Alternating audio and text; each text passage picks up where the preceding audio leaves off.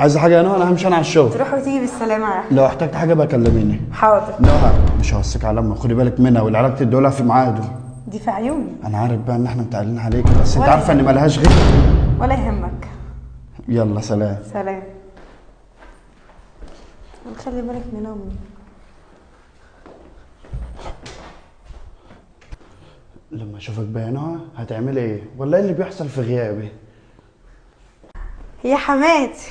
ايه يا حبيبتي؟ حبيبتي قومي حضري لي الفطار. ايه؟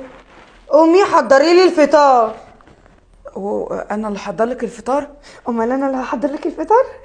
انت. ده انا فكرتك جايبه الفطار وجايبه العلاج عشان اخده يا بنتي، معدتي وجعتني. ليه ان شاء الله يا حبيبتي؟ كنت مفكره ان ابنك متجوز شغاله ولا متجوز شغاله؟